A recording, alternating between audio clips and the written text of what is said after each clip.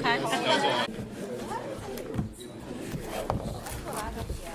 don't know, and to be kind of buttonholed. The meeting was, hold on. I think it was. Oh, but the state takes it to the Testing, testing. Jim? Hey, hi Mike. Good, good to see you. That's what chapter it's all about. Testing, testing. Testing, testing. Yeah.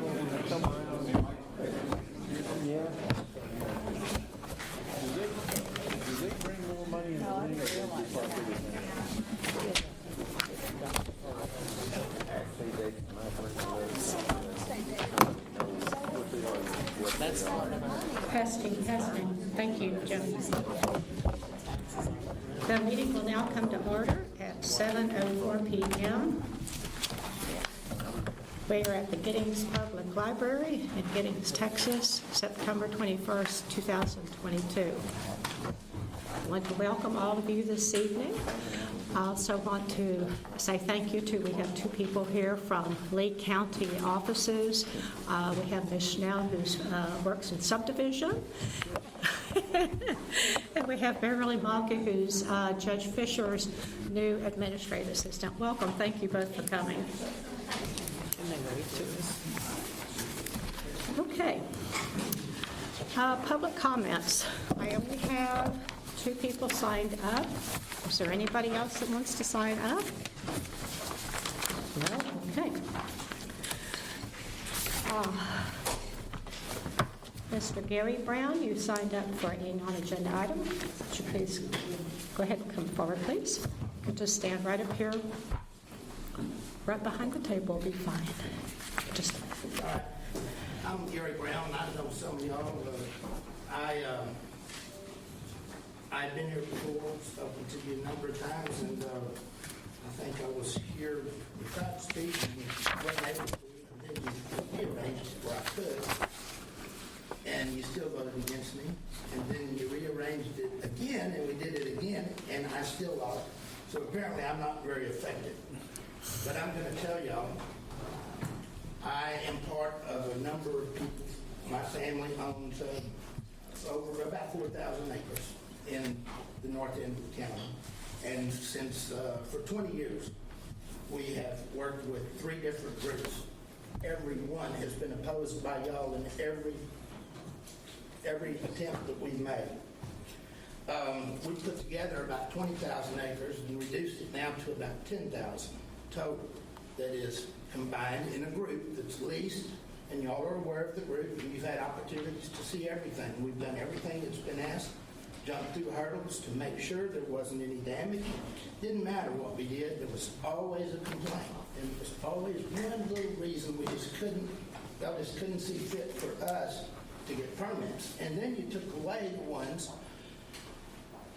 just in February, I believe that's when you wouldn't let us extend the permits as we were working on the contract because you didn't like the contract. And there's only one of you here, I believe, in this room that's qualified to look at a contract and tell you if it's valid or not. But y'all did that. And I'm really mainly here to tell you that we've always had pushback from everything. When this board was created, it was created with a mixture of people that are on the water board. They were either working for a water supply corporation or they were a municipal person working for a city somewhere, and then there'd be 1 or 2 landowners. But there's very little representation from the landowners. And there's been very little representation from y'all for landowners. Everybody thinks they're protecting their water rights. They're not. They're losing. They've already lost. I have lost my water rights to y'all. For 20 years, you have stopped me from being able to do with my water under our land, what we want to do.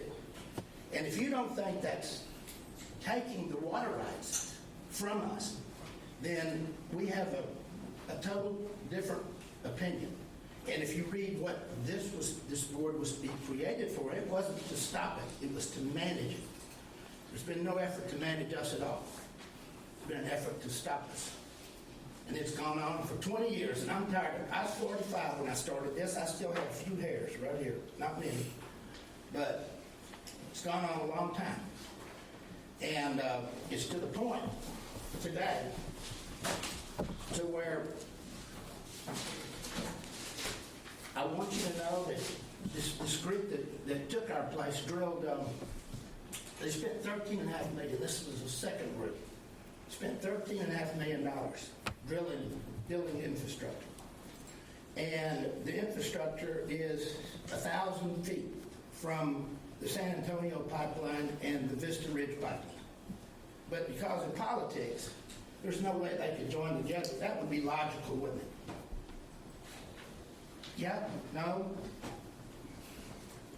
Well, it seems logical that a 30-inch pipeline and a 60-inch pipeline next to a 30-inch well that's springing from 1,800 feet down to 2,500, which nobody in our area uses or can, and the aquifers don't communicate. We're not sticking one straw in a glass of water and sucking it down for everybody. The other thing I want you to know is the whole county is not the same. There are areas in the county, I'm a real estate broker too, and I've sold real estate for 45 years. There's real estate in Lee County that you can't get water. You can't drill, you can drill 1,200 feet, you still can't get water. This isn't something that's static and belongs to everybody from that perspective. It's never been told to people. That's never talked about. I don't understand why. There's areas where there's very good water and abundant water, and there's areas where there is no water or no good water, and then there's some areas where there's shallow water that's actually really good. But it's not the same. It's not one size fits all. And we've been put in that box. The people that did our lease, the very first one, put together a study, and I'm sure none of y'all have looked at it. It was done by Slumberjack. It cost $350,000 or 2001. That was before there was a water. Sir, you're almost at 5 minutes. If you would summarize, that would be great. One is, I can't do anything with my water. There's nobody that represents me. We have done everything within our possibility, or within possibility to fix it. It's unfair, and I want you to start looking at things a little bit different when you start looking at land, and you start understanding the water and the wells, and whose well's going dry and why. Because you'll find out a whole bunch of the stuff that you've been told isn't correct.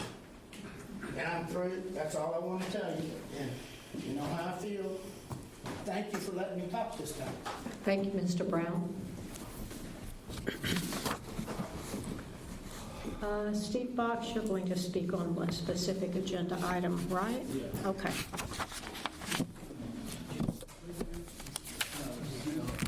Huh?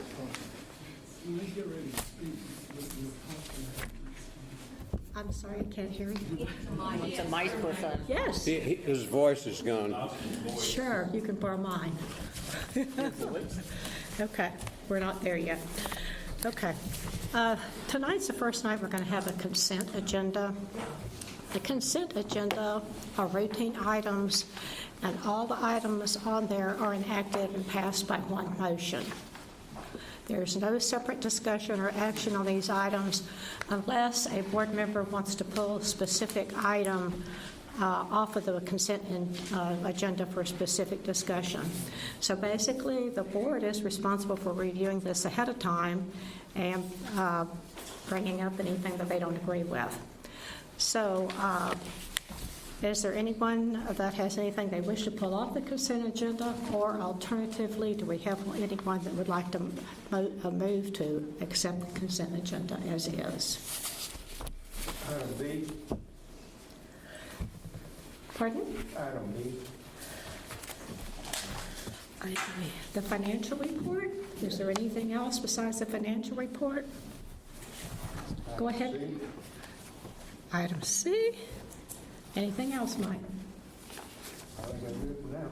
Pardon? That's good for now. Okay. Would you go ahead and let us know what your concerns are? Yes.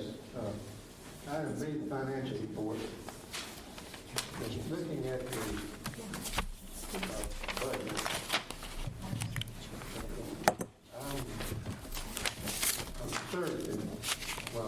somebody else's money, especially when I'm putting it in my pocket. And the budget for the board expenses would be $25,000. Through June of this year, Mike, where is that item where's it listed on the financial statement? in Fourth line item, at the top under expenses, it'd be item number 8136, director's count. Okay, thank you. I just wanted to make sure I was seeing what you were seeing. yeah. The budget now is $25,000. Okay. The functional balance of the budget through June is $1,550. And when that is spent, and I'm sure they've been spent on now, we're out of money. And that item, what are we going to do? Print money like Congress? Change the budget? What are we going to do? I believe we discussed this last month, did we not? Or perhaps the governance committee did. We discussed having a budget amendment. I think that Mr. Tottenham recommended us waiting. Is that not correct? Yes, ma'am. We'll need to make a budget amendment at the end of the year. When the budget was originally set, that was prior to the change in the director's compensation.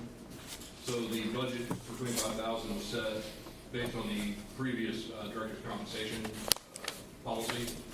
After we made the budget in December of last year, the board voted to change that compensation policy, and that's how we've ended up with this shortage here.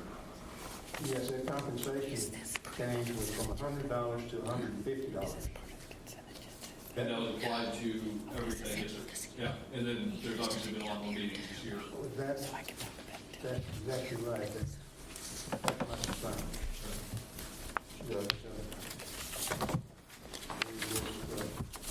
And that's always been my concern. And these people out here, they can look, they're just having meetings, so they get a paycheck. And it shouldn't be, and it can't be that way.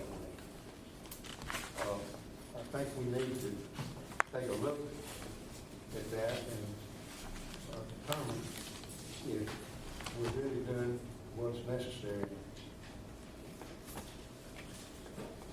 But is that directed at staff or is that directed at the board? Direct that forward. Mike, have you any suggestions about this? Or? Well, frankly, I think we're having too many meetings. If you don't know the truth. We're just, boom, doubled our budget. And we're still operating on the budget. Yeah, at the end of the year, we can amend the budget, we can move something around, do some funny things, and what have you. But until the end of the year, we're operating outside our budget. And that concerns me. And Jim, how would you propose to address that specifically? There are a couple of routes we can go. Now that we kind of have an idea of what the operational tempo is, how often meetings are occurring, maybe we revisit the director's compensation to make that more in line with the number of meetings that are occurring. Originally, when that was set, that was looking at maybe quarterly meetings for some committees and, once a month, maybe a special call meeting a couple times a year. Now that we see kind of how this new system is working with the committee operations, the easiest way to address it may be to dial down that 150 to something a little bit, more, something a little bit lower, but that matched up the number of meetings that are occurring. Otherwise, you can always increase the budget, but that doesn't really, I think, get to the core of the concern that Mike Semang has raised. So ultimately, that's, use the board kind of, if you can give us some guidance on how you see this proceeding, then we can adjust the budget accordingly. Well, let's go back to that budget raise. That was my base. Because I've been on this board for 10 or 11 years, and compensation has been $100 to me. I think that you need to look at the quality of the board that you had, though Mr. Brown doesn't think it's very good. and see, what would be a reasonable compensation. I tried to bring that up, and at the time, the board said $150 would be a reasonable compensation.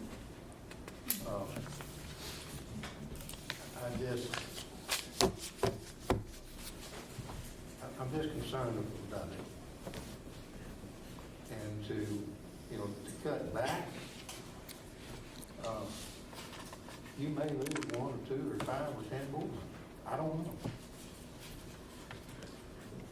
Mike, you serve on the Financial Services Committee, do you not? Perhaps at our next meeting, y'all could cover this, because I know Elvis plans to set the budget, for next year. And we're already well into this year. Well, that's fine. I'll be happy to. Okay, then y'all can bring forward suggestions next month. Elvis, the chairman of that committee. Yes. Hey, Elvis, sound okay? Yes. Yeah, we'll address it at the Monday's meeting. We need to start working on the 2023 budget, and we can begin that. I just want to let you know that about a month or 2 ago, I did bring this very issue up regarding the director's compensation, that we were going to be running short. And I believe it was at the governance meeting I brought this up. And at the time, Mr. Cotton suggested and recommended just to do a budget amendment at the end of the year.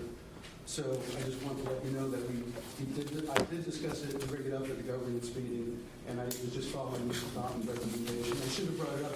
Again, we haven't had a finance committee meeting in months. So I would say that there are certain committees where if we don't have something to discuss, we're not having committee meetings.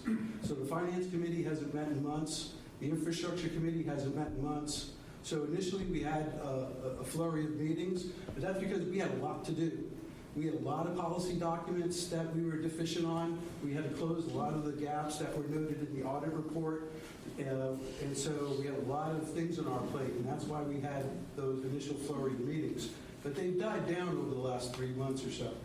And I don't set meetings up unless there's something on our plate for us to discuss. So that's why we haven't had a finance committee meeting in probably a good 3-4 months now, 3 months or so. But yes, for Monday in the finance committee, we need to do 2 items, and one of those items is start to plan the 2023 budget, and we'll need to get a better estimate for next year on the director's comp. Okay, And I agree. just to comment on Mr. Cotton's recommendation of wait till the end of the year. And that's been normally what we have done. But it hasn't been figures of this magnitude. So we're going to be 10% over. We'll take that at the end of the year. But Yeah, we're 50% over, so, yeah, noted. I mean, yeah, we could discuss, if we want, we could do an amendment for next month, next month if it's. I mean, the idea of delaying the budget amendment was simply that it's easier to bring the balance back to 0 when you know what the total, how deep the hole is.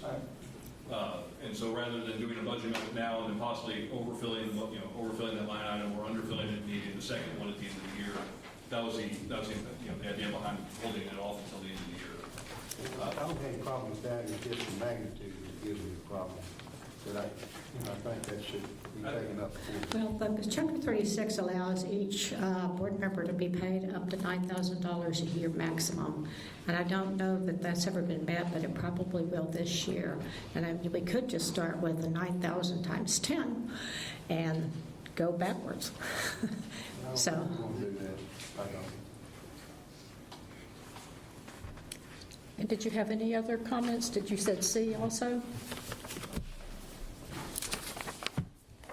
Yeah, I had a question on that.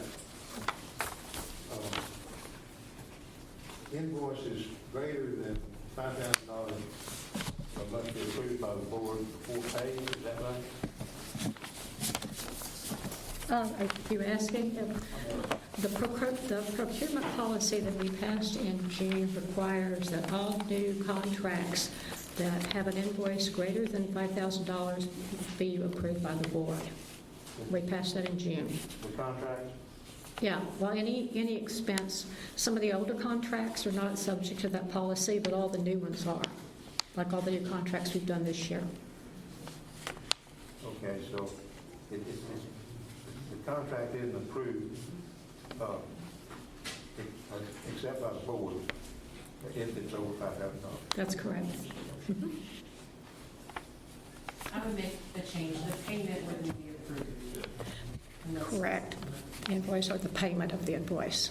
Correct.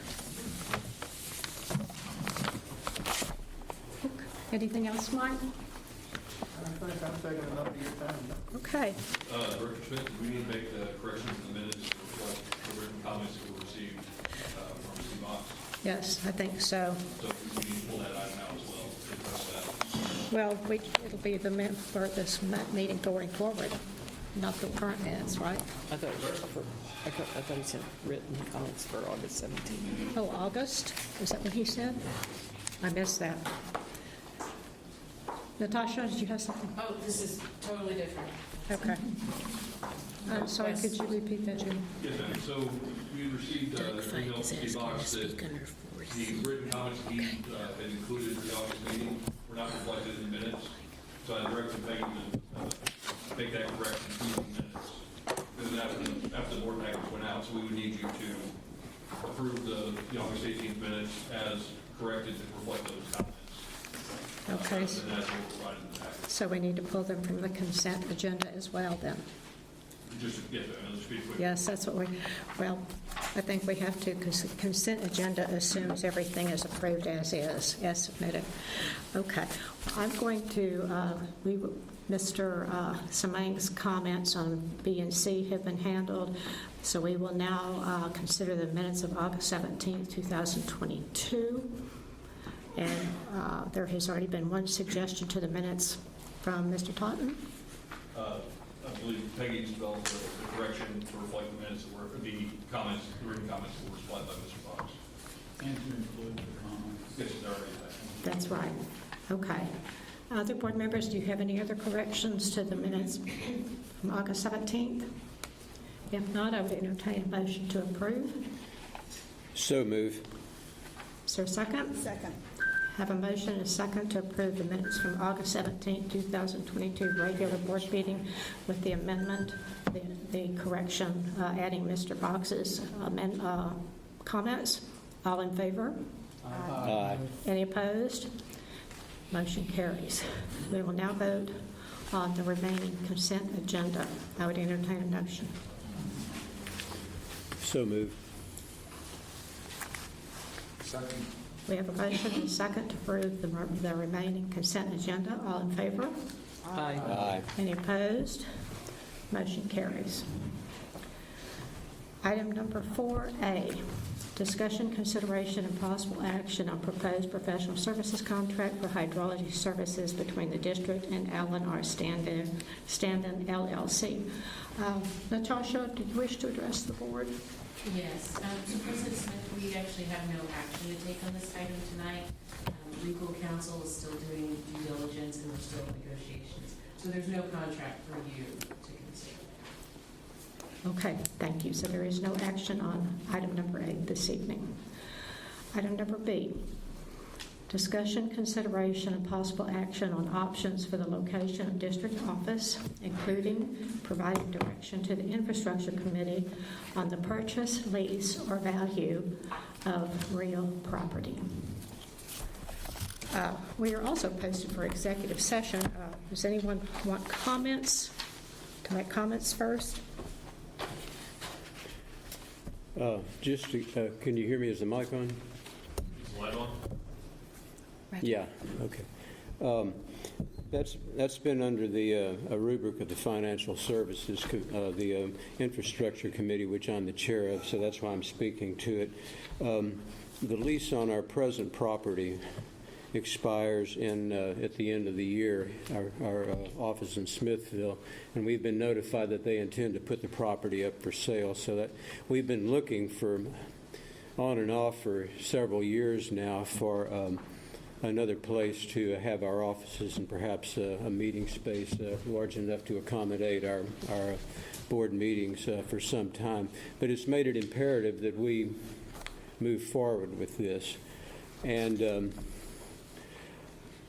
we have located a place in Smithville that I think would serve as our offices, and it's about twice the size of our present office, a little more than present. It looks to me like it would serve our purpose as well for offices and for meeting space for committees and things like that. Later in the meeting, I intend to frame this question in terms of whether or not to remain in Smithville or to seek a more central location that's more accessible to both Bastrop and Lee County somewhere else. Perhaps in the Page area would be my ideal place for that. And we have located a place about 5 miles from Page that suit our purposes also.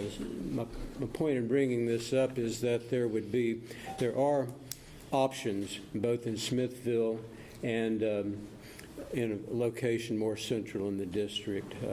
So that's kind of where we're going with this. I'd also like to mention on the record that for over 20 years, various board members have planned to build an office and a meeting space in the Page area. I don't know how many of you know that we put that property up for sale because we felt that the entrance and exit, the traffic study, was just simply too dangerous. And plus the cost to build there was $1.7 million or something like that. So we feel that buying a new structure is really our only option right now. But anyway, past boards have always agreed that the central location serves the best interest of the public and the district. And by statute and our policies, the board is expected to do what's best for the district, not for ourselves. Anyone else like to make comments before we go into executive session? I would. Yes.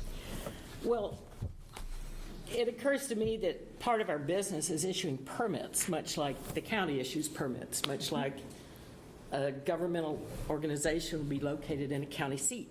I might go down to get my septic tank permit in Bastrop or in Giddings, and then I thought maybe I'll go get my well permit. Maybe I'll go talk to the water district.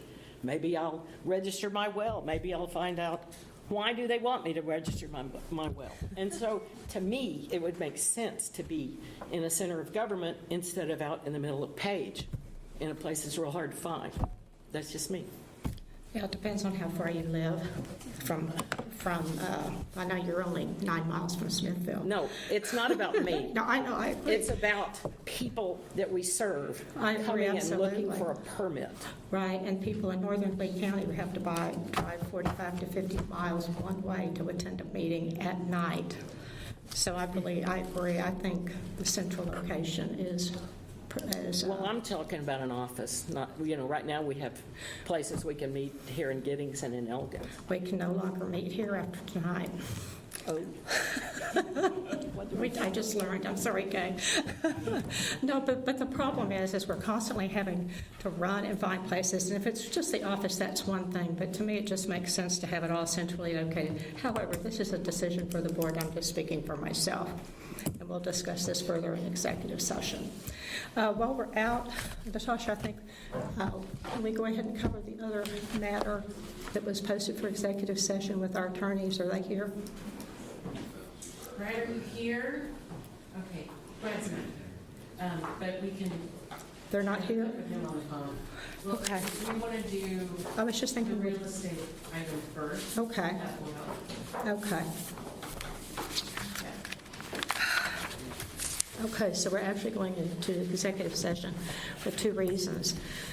The first, executive session of the board pursuant to Texas Government Code Section 551.072 on any closed session permitted by law on item 4B related to the purchase, lease, or value of real property and potential location for the district office.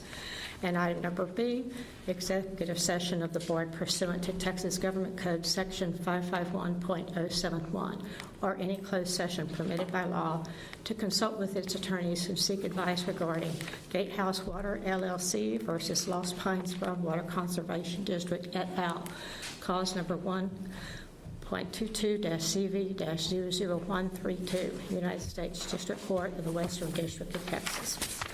Since we don't have executive, can we go in that room? It's open. We don't usually. You know, it's not really secure. It's not secure. I'm sorry to have to ask you this, but if you wouldn't mind taking your chairs outside, we don't have a separate place to meet.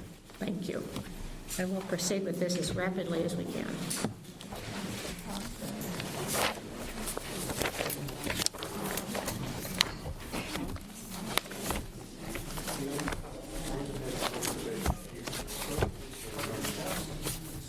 Is our lawyer coming today?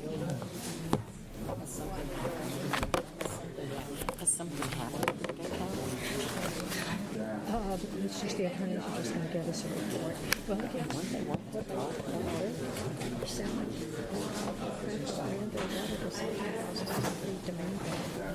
We're not going to be able to discuss everything sitting in line like I want to this. know if we're going to talk. Are we open to talking to them? I'm not, but we'll see what the rest of the thing says. Who are your necessary people for the real estate? What do you mean? And I forgot to announce the time. We went into 7:33.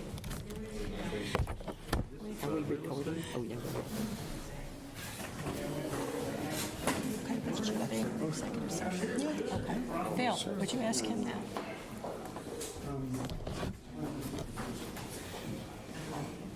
It's okay with me. Okay, we're good. Natasha, we're good. Okay, all right. Can you shut the door and come back again? Well, we can't. I will say the meeting presentation is like this. It's long. Natasha said hers is 5 minutes. You may want to Ask him to skip through it. I don't know, it depends on how much is in it. Everybody may want to...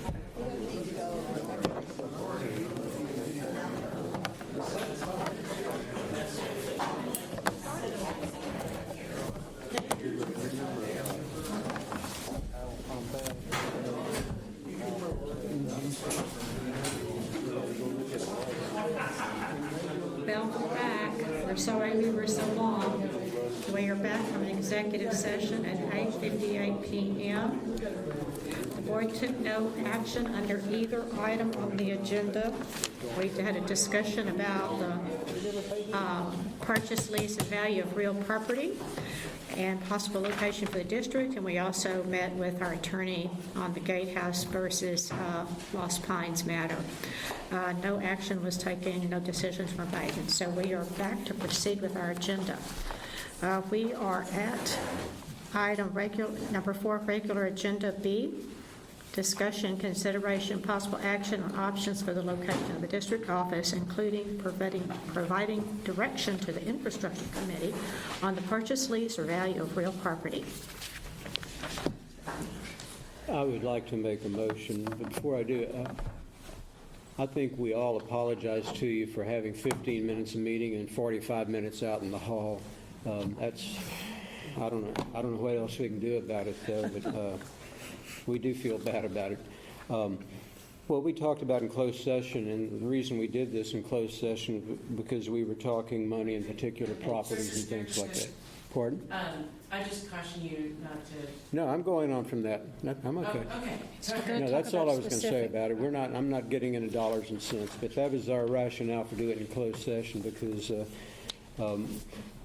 we were talking particulars about some properties and things like that. What I did notice is of the 10 of us, we have 10 different perspectives on this. I am going to make a motion, and I'll see if I get a second, and then we'll have discussion. We'll see what happens on the vote of that. The motion I make, and please help me on this, I'm certainly open to friendly amendments and friendly edits on this if I'm not the best at this. My motion is that the Lost Pines Board resolved to move our offices from Smithville to a permanent location more central to Bastrop and Lee counties, suitable for our offices, meeting rooms, board meetings, and all the other functions of the district. In the interim, we authorize our general manager to pursue a lease extension on our present property or a short-term lease on some other property where we can have our offices if we can't have them in their present location.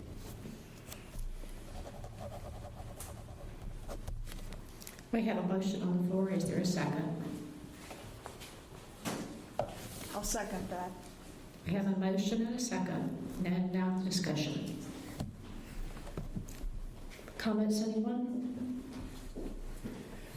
Well, I certainly have some. I'll start it off, and I'm sure I'll get some other folks' heads hot about this. I don't think we can perform the functions of our district in Smithville. I think we need a central location that is much easier and convenient to get to for the people in Bastrop and Lee counties. I think we need a permanent space to have our meetings such as this. This will be the last time we can have our meeting here.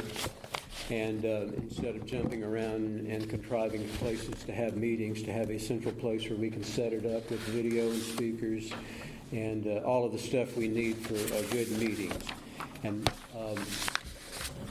I don't think we can do that in Smithville. I think Smithville is just an inappropriate place. My personal predilection would be to have a place near Page, which is sort of central to Bastrop and Lee counties. That there are major highways going through there and near there, or a place as close to Page as we can find a good viable location. That said, we do have in the sort of hunting around and looking at properties that we've done, we do have a suitable location for lease in Smithville if the board were to choose to remain there, that the folks will get ready for us, I think, in a timely manner. And we've also located a place that's not ideal but certainly suitable, I believe, in about 5 miles from Page. So it's that sort of either-or situation. We're going to have to make some choices about this. If we decide to stay in Smithville and have we could purchase the place we have for, I think it's $265,000. There's a place very near there that the owners will build a suit in short order for us. Whether they can do it by the end of the year or not is debatable, but we're assuming we can find, we can have a lease extension or find other place to have our offices in the short interim that we anticipate for that. We're looking essentially at move-in ready places that would take a minimum of work to move our offices, essentially our offices, and that would have a space that over perhaps some more time we could turn into a place to have board meetings and things like that. So that's my personal rationale for making that motion. Anyone else like to make comments, board members? Say it again, ma'am. Yes, I Mr. believe Sheriff. we ought to- Yes, ma'am, thank you. I believe we ought to take up the place in Smithville, Texas. We have talked to the owner. It is a freestanding building. They'll take out any room and add any rooms or anything that we need added to the building at their cost. And they want us to pay $2,500 a month. And for what I know of, I think that's a good thing. They would like to have a long-term lease. I would suggest that we maybe so put the lease starting out at 5 years. And then if we can have an opportunity to pick up another 5 or whatever we think we need. We've looked for a long time to try to find us a place, and we haven't found one yet. And I disagree with some things that have been said, but that's the way that works too. Thank you. Thank you, Mr. Sheriff. Anyone else have comments? If not, we will proceed with the vote. President Smith? Yes. I was just made aware that Judge Fisher's staff, had something to add, but if you want to vote first and recognize her. Are you wanting to make public comment? Well, Judge Fisher, obviously, as you're aware, he's ill tonight. But I spoke with him on the phone a little while ago and during break, and he indicated that he would like to have the opportunity to find a place here in Giddings for your meetings and for your office. He would like to make some phone calls, and he wanted me just to make the board aware that he would be willing to try to work something out for y'all. Thank you. So that adds one more to the list. Thank you. Well, it's my understanding that we're really just voting on trying to prolong our lease temporarily until we find the ideal place. Correct. That is the motion on the floor. But still Can we have nice the motion read back? Yes. My motion is that the board resolve to move our offices from Smithville to a permanent location central to Bastrop and Lee counties, suitable for our offices, our meeting rooms, board meetings, and all the other functions of the district. In the interim, as part of this motion, we authorize our General Manager to pursue a lease extension at our present location, or else perhaps a short-term lease in another place where we can have our offices.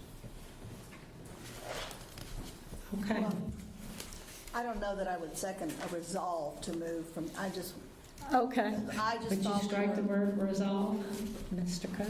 And what would you put in its place?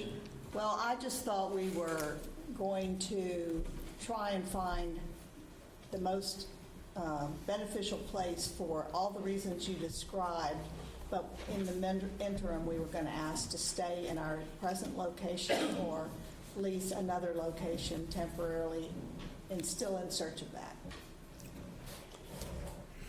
Well, what would you put in, that we X to move our, if it's not a resolution, what is it?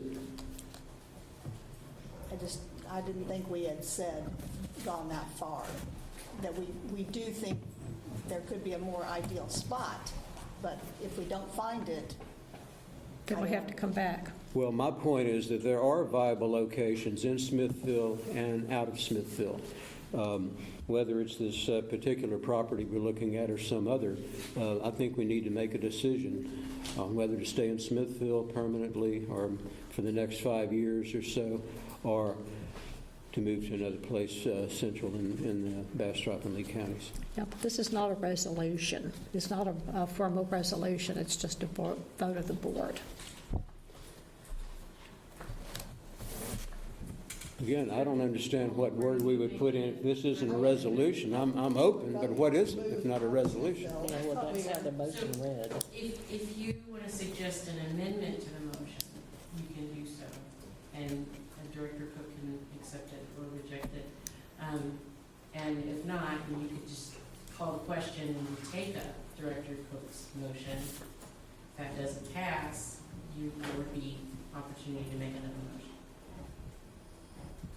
So either offer an amendment or there'd be a vote on Director Cook's motion, if it's safe. As the chair of the Infrastructure Committee who's heading up this effort, I think we're at a juncture where we need to decide whether to remain in Smithville or not. And that's the brunt of this motion.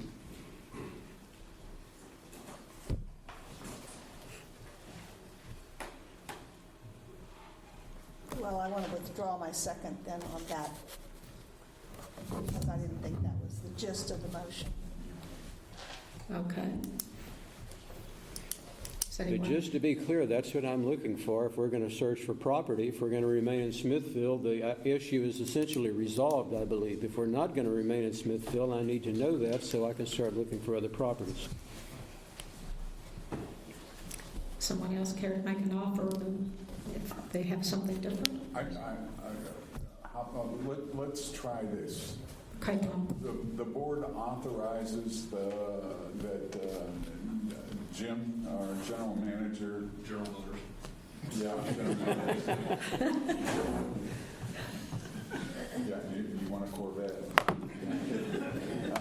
Authorize our general manager to look for temporary housings for the staff of the Lost Pines Groundwater Conservation District.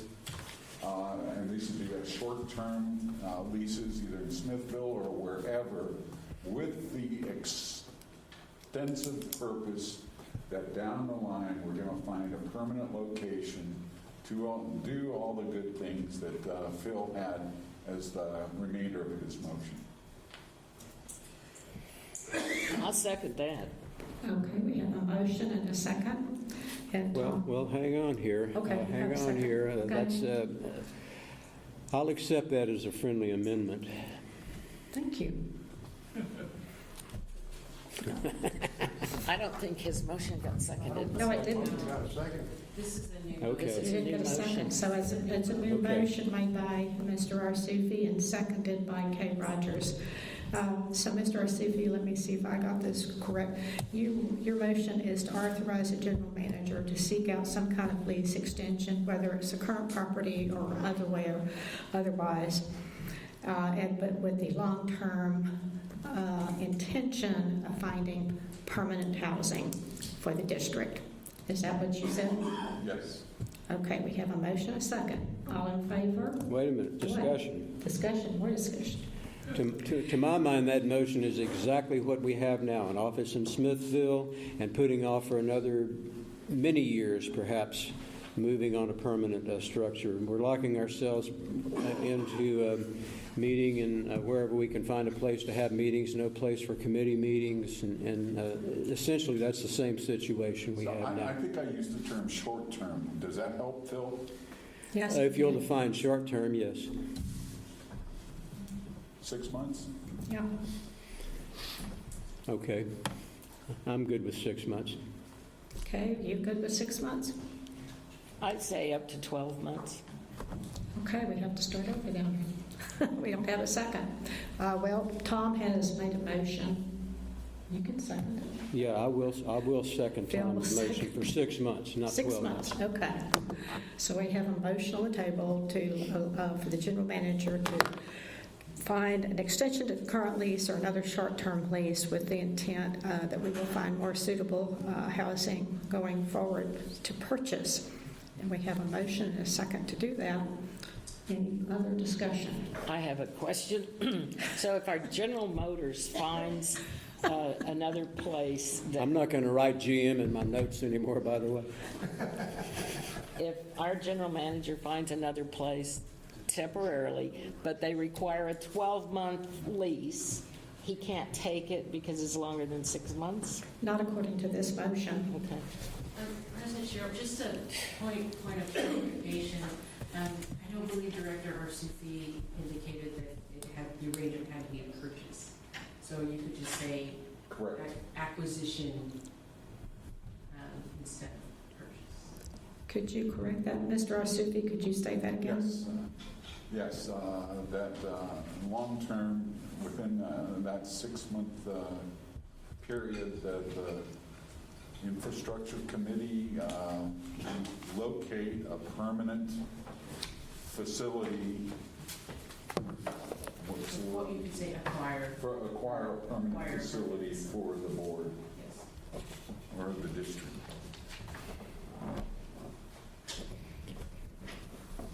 I re-second that if need be. Okay, are we ready to vote? Would you please read all that again? We want to make sure. Yeah, Sure. I'm trying. Okay. That's a good move, Billy. Thank you. Tom? It's changed too many times for me. I've got too many scratch outs. Why don't you, can you read what, I wrote that we were authorizing the general manager to seek out a temporary lease extension or short-term lease elsewhere, or in the meantime, give us time to locate and acquire permanent meeting and office space. Is that it? yeah, I think short-term, 6 months, and acquisition needs. Acquisition. Permanent acquisition, okay. All right. Is everybody ready to vote? All in favor? Aye. Any opposed? No. Let's take a roll call Roll call vote, vote? please. Okay. Mr. Semang, can we start at your end? Mr. Semang, how do you vote? If the motion ties us down to finding a place permanent in 6 months, I vote no. I don't understand the motion. Okay. Mr. Sherrill? No. Herb Cook? I'll go with yes. Larry Shawnee? No. Phil Cook? Yes. Kay Rogers? No. Melissa Cole? Yes. Tom Arsufi? Yes. And Elvis Hernandez? Yes. And I vote yes as well. what was the count? 6-4. 6-4, motion passes. Thank you guys for your patience. Can I have an answer to my question? What question? Does the motion require that we have a permanent place down for 6 months? No, not necessarily. We can always come back and change it if that's the motion that passed just now. That it requires it in 6 months? No. Not necessarily. Okay, that's fine. Yeah. I can change my vote. Sure, absolutely. So you're changing your vote to yes then? Yes, since there's no Okay. requirement to have a Okay. permanent place in 6 months. So 7-3. I would change it too, because I thought 6, if we Well, why did we put 6 months in there if it's not a requirement? Why did we say The that? 6 months would make the interim office place that Delays. temporary. We could still come back and if we still didn't have a place. And do this again. And do it. That'll be great. Okay, so is our final now 8? 8 to 2? Yes. All right. Okay, we're done. We're moving on. Okay, we are number 4 of the regular agenda. C, presentation by district hydrogeologist comparing water levels to desired future conditions. I do have one comment. Mr. Dunphy, would you please come forward? He just stepped out of the room. Okay, do you want to get him real quick? Yeah, you just, Andy will get him.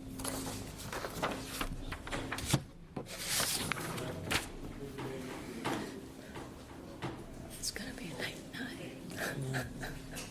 My husband has eye surgery. Mr. Fike said he would like to pass his public comment. Thank you.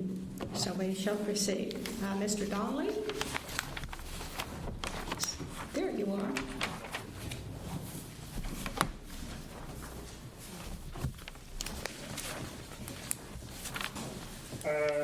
Okay, I know it's late. I will try to speed this up. I have a lot of slides. We will blast through this as quickly as I can.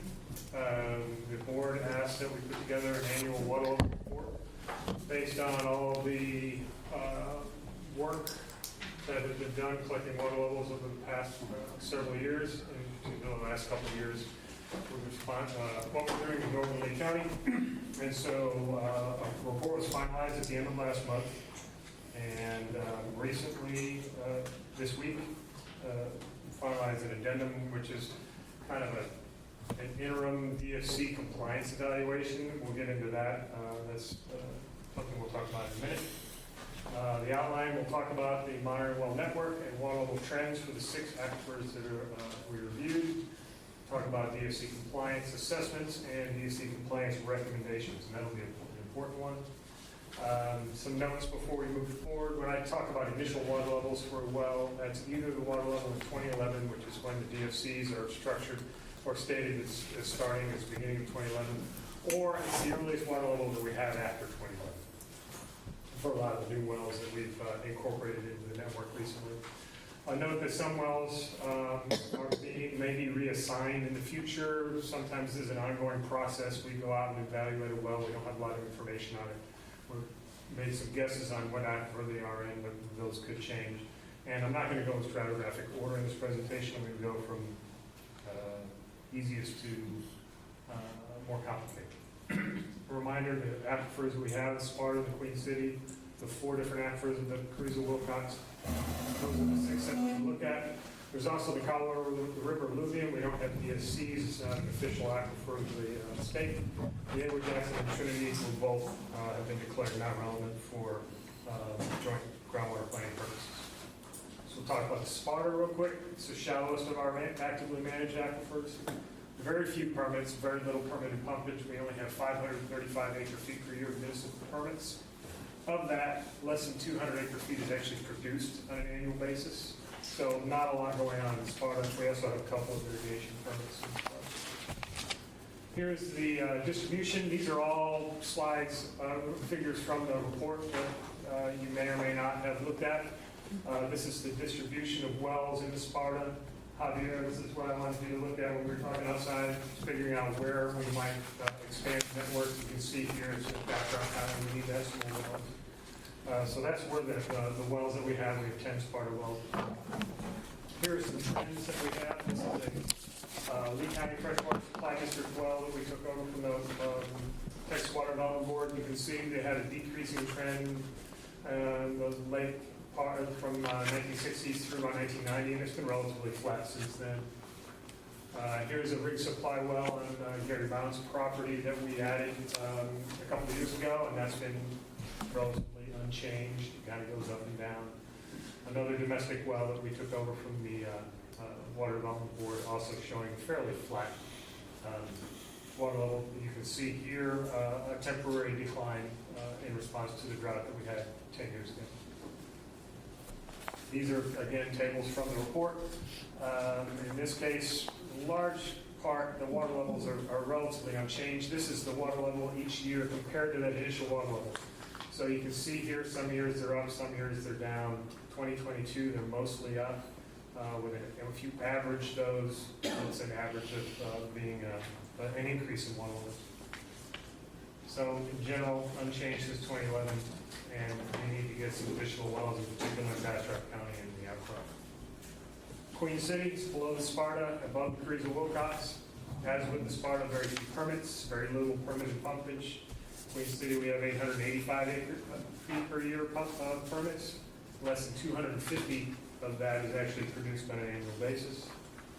So here are our wells. We have 20 wells. We have a whole lot in northern Lee County. The Queen City sits above the Carrizo. And so as we've been responding and going out and looking at what's going on in response to the Vista Ridge pumpage, we've also been looking at and had opportunity to access some Queen City wells. So that's why you see kind of a cluster up there. And there's the distribution throughout the rest of the district. Here are some water level trends for Queen City. This is one that we took over from the Water Development Board. It has data going back to 1980, and it's, as you can see, pretty flat. This is another one, domestic well in Lee County, also fairly flat. This is an irrigation well, the Foskey irrigation well that the general manager went out and measured in 2013. We went out and revisited in northern Lee County, so this is a good one because we had some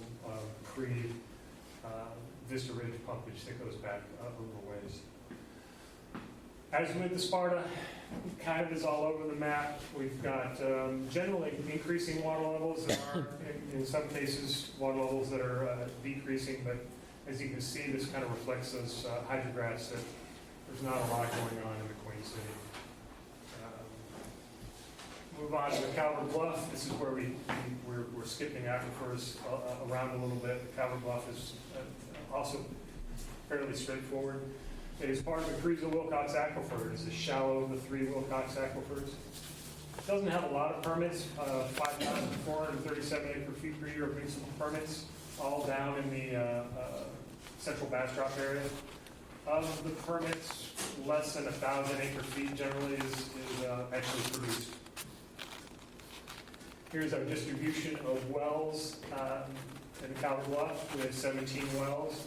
As with the Queen City, the Calvert Bluff sits below the Carrizo, so we had looped in several Calvert Bluff wells in northern Lee County, so there's a little bit of a bias in distribution of wells up in that part of the district.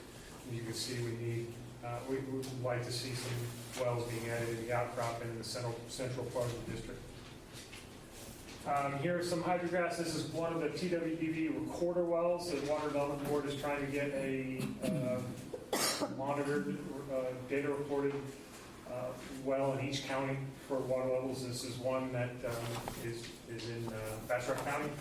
I'm not familiar really with the history of this well. There's apparently some influence on pumpage in the first 10 years that it was there. But you can see in general it's a fairly stable water level. This is a stock well in Bastrop County, and from about the 1970s through 2020, it's had 5 or 10 feet of decline. In the big picture, that's not a lot of change. Mr. Gomez up in northern Lee County has a couple of wells. You see one of his wells in Simsboro. He has an older well that's Calvert Bluff. The general manager was out 10 years ago several times measuring, so you can see there's not a whole lot changing there. In the Calvert Bluff, Most of the water levels compared to 2011 are higher. So we have an increase in water level kind of across the board. Summary, we just talked about the water levels are unchanged, some up, some down. We need some more wells. And we need, I'm going to say this about a couple of the things. We need to limit the number of wells included in Northern Lee County when we're calculating averages. We don't want to bias our calculations based on what's going on there because we have so many wells up there. So we need to pay close attention to how we calculate averages when you have such a cluster of data in one particular area. The fourth of the relatively straightforward aquifers is the Hooper. This is the deepest of the three Wilcox aquifers. Also has very few permits, only 2,700 acre-feet per year, less than 1,000 being actually produced. We only have 3 wells in the Hooper at the moment. They're all former TWDB wells. Most of the Hooper is certainly the outcrop is in Bastrop County and a little bit in Lee County, but those are the locations of our 3 wells. So I get to show you all 3. The Barton Hand Dug domestic well is fairly constant. It has some ups and downs, but that's a fairly flat water level. There's another hand dug well that shows a little bit of an increasing water level over time. We've got data that goes all the way back to the 50s on that one. And then there's a third domestic well that's showing a little bit of decrease, 10 or 15 feet. Again, that goes back 40 years. So in the grand scheme of things, not a lot of change, but that one's definitely showing a little bit of decline. And here's our water level changes compared to initial water levels. Some years they're down, some years they're up. You just naturally get some variation, especially in those outcrop wells. So this is kind of reflecting that. All right, so now we're going to go with the Carrizo. We all know about the Carrizo. We have a moderate number of permits in the district, about 13,000 acre-feet per year for municipal permits, including the cities of Lexington, Smithville, Giddings, Lee County, and Aqua Water Supply Corporations have Carrizo wells. Typically, 2,500 to 3,000 acre-feet per year permitted municipal pumpage is withdrawn from the Carrizo. Here is our distribution of wells in the Carrizo. As you can see, there's a whole lot. We all know why that is. We've been out in the last couple of years visiting a whole lot of wells in response to what's going on in this ridge. Need to definitely add some wells in the middle part of the district and also in the outcrop. This is just this is from the figure. This is showing the location of all those wells and just emphasizing we've got a lot in the area east of Lexington. So here are some hydrographs. This is a well the district took over from the Water Development Board. It's got data going back to the 60s. This is the Boucher State Park well. You can see over the last 50 or so years, they've had 25-ish, 30 feet of decline in that well. There's another domestic well that is on FM 535 on the other side of Smithville from Boucher. That's also showing about the same kind of trend, about a 25 to or so foot decline since the 1960s. So we're speculating that these are in response to a couple of this pumpage stresses. Aqua has a couple of wells in the area, and of course the city of Smithville has pumpage that's coming out of the Carrizo. Interestingly, here's another well that's maybe a couple miles down the road from the Steinbach well, and it's showing over the last 30 years not a whole lot of change. So if we are seeing a long-term response in those couple of wells, it's not extending out very far because this is literally right down the road.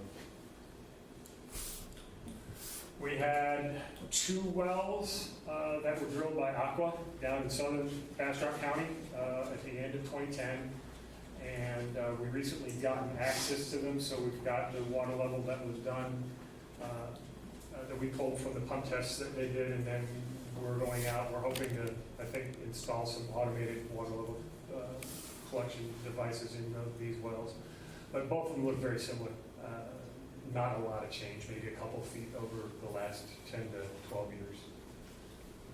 Now we're getting up to Northern Lee County. Lexington well that's on the square there, we've got data to go back about 60 years, and you can see there was a slight decline through about the last data point that the Water Development Board had was in 2010. So you've had a few feet of decline, and then of course what happened starting in 2020, well, the water levels just declining fairly substantially in response to the pumpage across the board. We've gotten some data from Lee County Water Supply. They were bopping along pretty well until the spring of 2020, and they've had a steady decline since then. This is one of two frac wells that we got that are about 1,200 feet deep that are very close to the Vista Ridge project. And we pulled the water level in 2017 off of the TDLR driller's report, and it should be fairly accurate. We've seen a couple of 100 feet of decline in that well based on that particular data point. So not a small amount, but that is at the same depth as the Vista Ridge wells, and it's very, very, very close. And here's a well, the key domestic wells on County Road 411.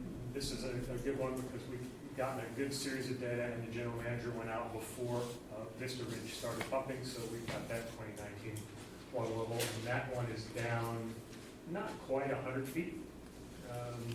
So again, we're seeing a lot of water level changes in Northern Lee County. So when you look at the averages or look at what's going on, you can see that in general they're kind of not changing a whole lot. And then when you look at those average changes in 2021 and 2022, they've increased substantially. That's because for these averages, I just averaged all the ones that we had in here. That doesn't necessarily reflect an average water level change across the district. You need to be careful when you start doing that because we've incorporated several large declines in Northern Lee County that may bias those averages to greater drawdowns. So this is something that the district needs to look at, needs to vet and approve kind of a methodology, and we'll talk about that in a little bit. Simsboro, middle part of the Three Wilcox Aquifers, it is by far the most heavily permitted and used aquifer in the district. This district is very Simsboro-centric. 47,000 or so acre feet per year of municipal permits, including the cities of Bastrop, Elgin, and Hutto. Aqua and Manville both have wells in Simsboro, and typically 13 to 15,000 acre feet per year of permitted municipal pumpage is removed.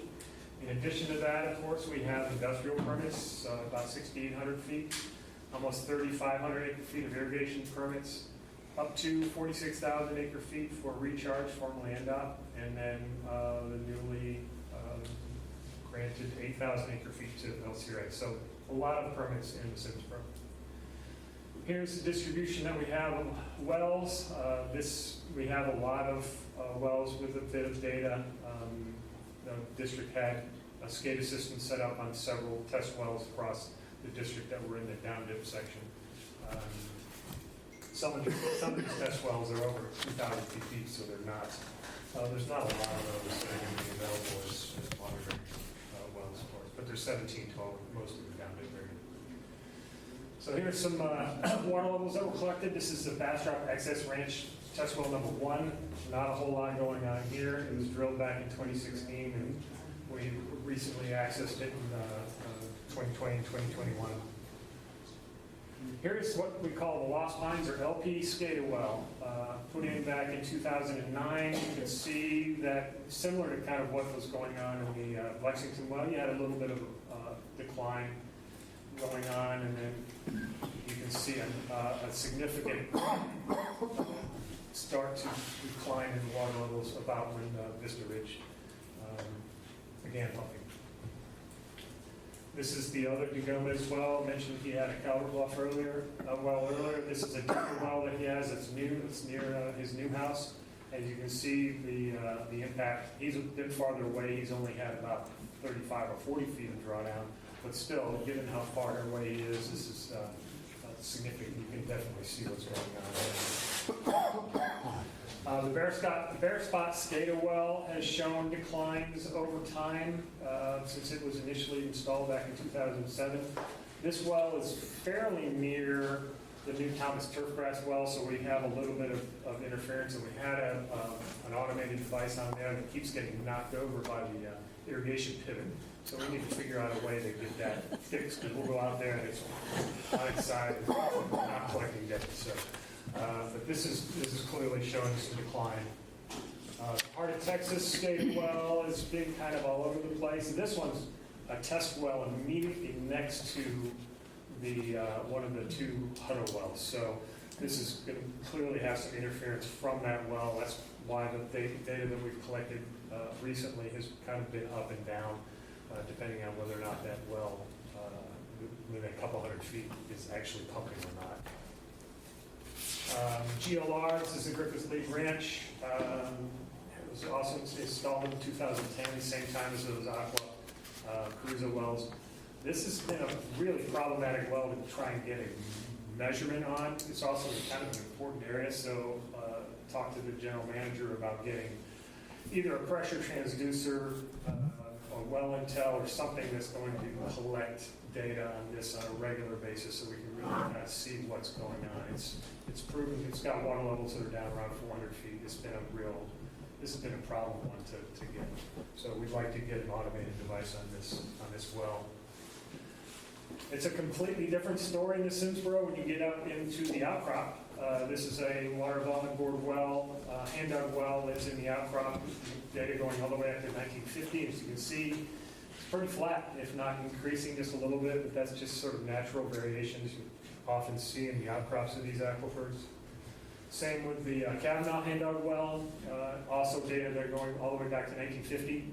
It's increasing a little bit. This is not uncommon where you see a lot of declines that are occurring down in the artesian section, and you just don't see those translated up into the outcrop that much, and this data is kind of supporting that. And water level change compared to the initial water levels, we'll get into this a little bit, but we have some of those down-dip wells are showing quite a bit of drawdown. The LP well, that's well within the influence area of Vista Ridge, 110 feet, 60 to 70 feet on several of those other wells. Simsboro Summer. Okay, DFC compliance. The general manager asked me to look at DFC compliance. One of the things that I've said is that we really haven't talked about a DFC compliance methodology. We haven't had a methodology that's been vetted and approved by the board. There's a lot of different ways that you can assess DFC compliance. I've heard lots of different ways. Some people have said, well, it's not out of compliance until you're got a drawdown greater than that DFC. I've heard recently, what if you have planning on having a 30-year permit that you turn off if you go past the DFC and then you have 20 years of recovery and come back up to your DFC? Not particularly comfortable with that, but technically, it's got a good point. He said there's a lot of different ways to get from point A to point B. So the board needs to look at methodologies to assess compliance. For now, for this purpose, what we did was we found wells that actually have data at the beginning of 2011 and 2022, and we just used those to see where we stood. And so that a more robust method should be developed and approved for future assessments.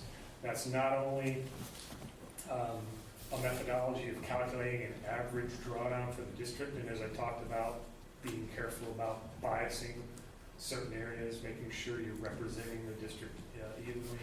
Also, clearly we don't want to have the limitation of only having wells that have water levels of 2011. We want to have a methodology that allows us to incorporate new wells into the network and have those be used for the assessment.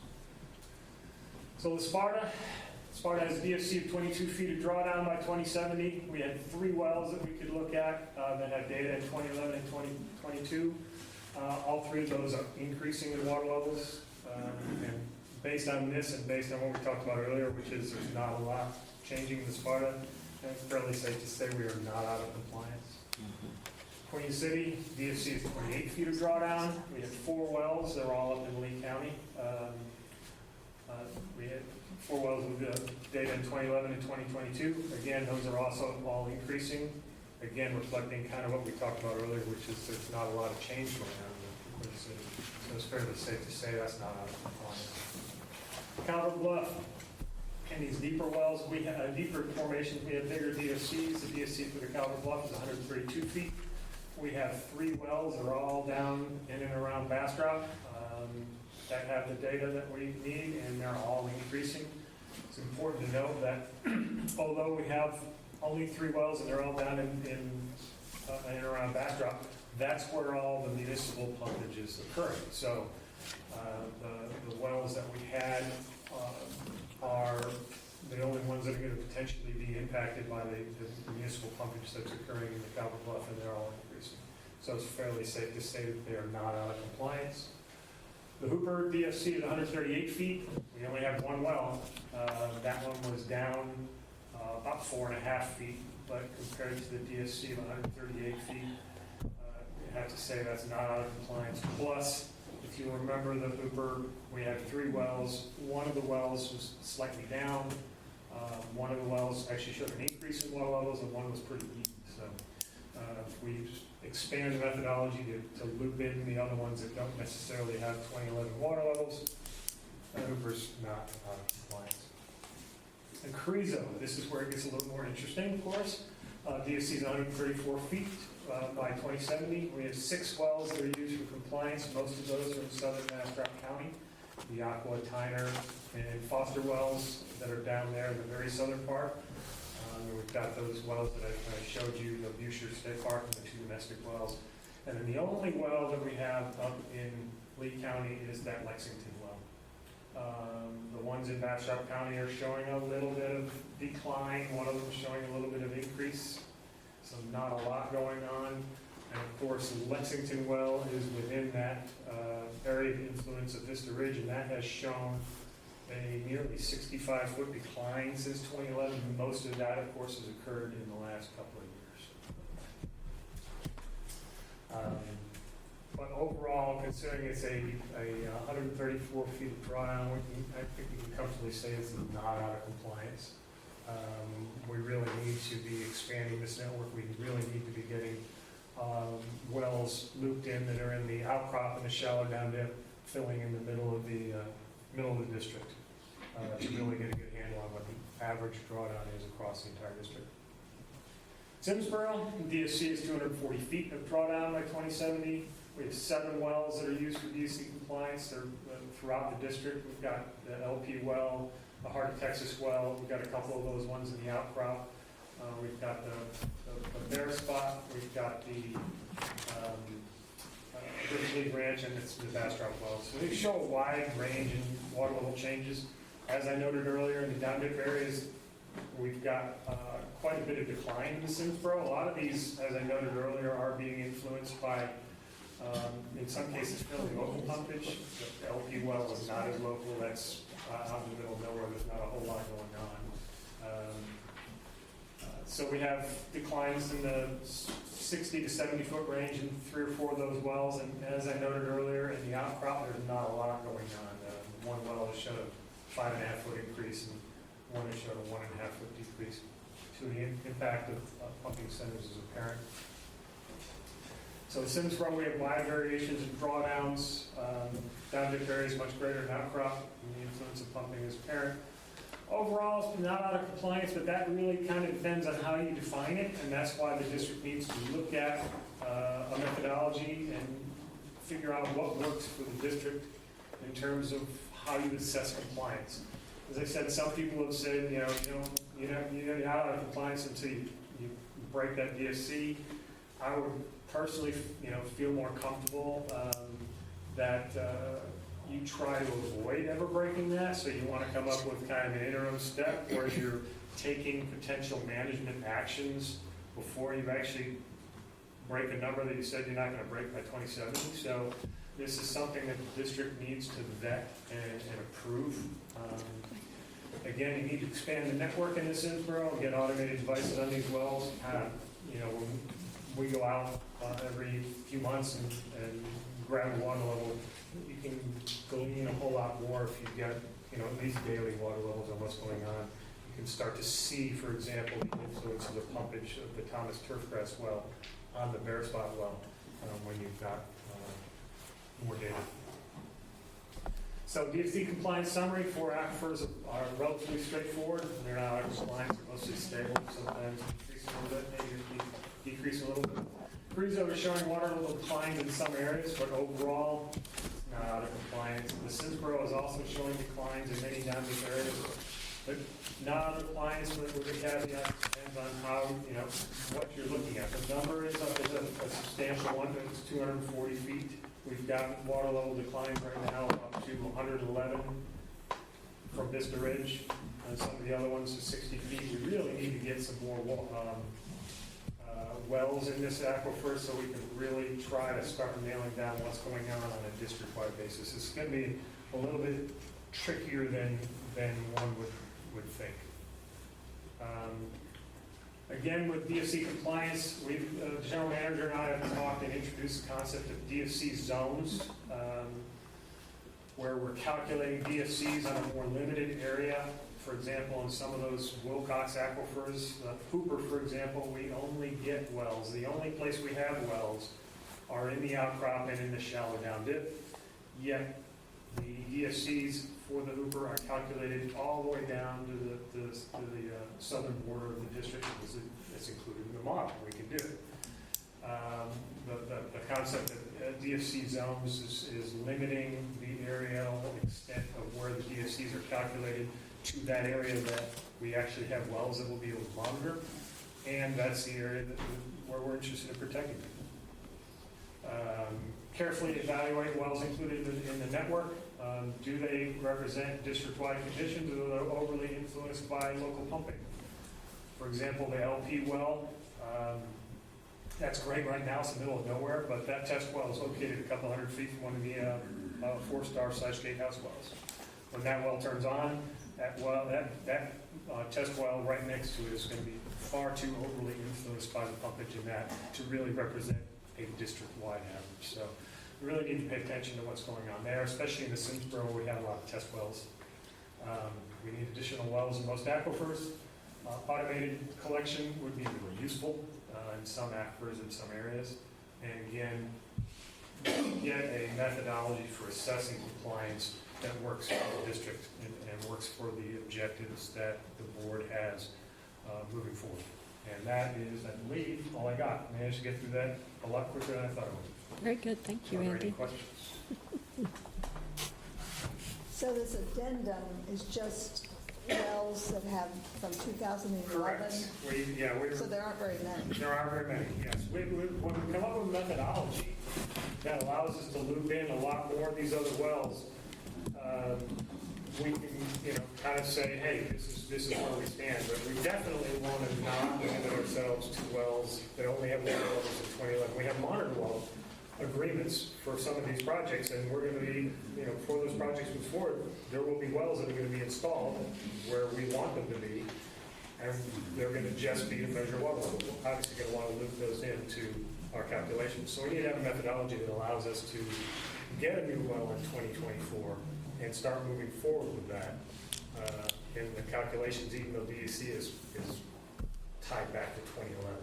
So it's going to take a little bit of thought, a little bit of work, and the board needs to review what it comes up with and make sure that you buy off on it and approve it, and then that's what should be used moving forward.